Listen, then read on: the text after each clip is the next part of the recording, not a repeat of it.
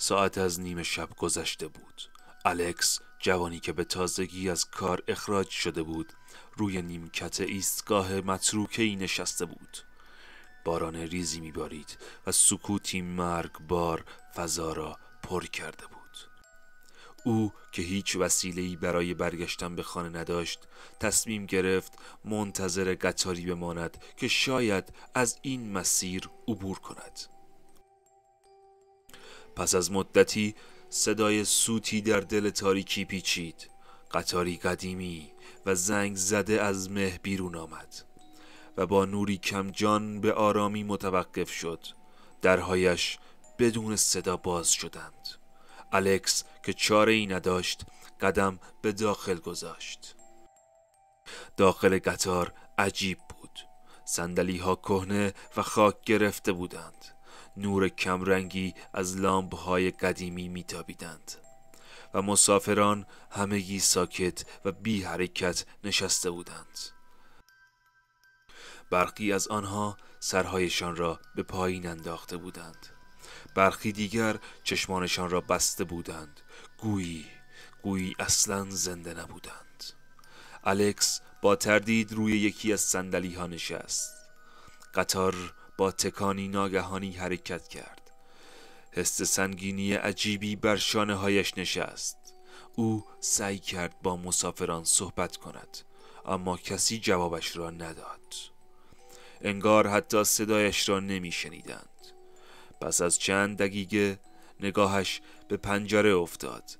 منظری که از آن میدید عادی نبود. به جای خیابانها و ساختمانها، قبرستانی بی انتها در حال عبور بود.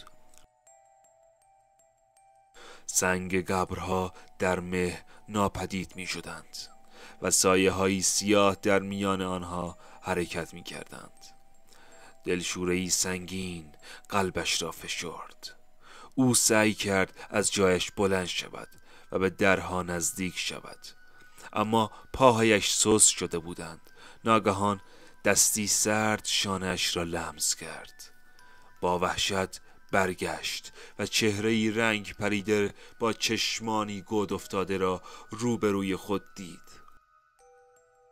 مسافر کنار دستیش که تا آن لحظه بی حرکت نشسته بود زمزمه کنان گفت: تو هم گیر افتادی، ما دیگر راه بازگشتی نداری.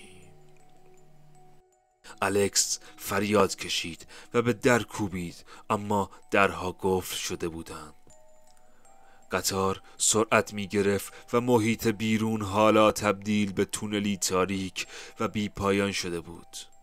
آخرین چیزی که الکس به خاطر آورد صدای خنده‌ای وهم‌انگیز بود که در کل واگن طنین انداخته بود. وقتی چشمانش را باز کرد دیگر در دنیای زندگان نبود. صبح روز بعد روزنامه ها خبر ناپدید شدن جوانی را منتشر کردند که آخرین بار در ایستگاه متروکه‌ای دیده شده بود. برخی می گفتند او آخرین مسافر قطار ارواح است.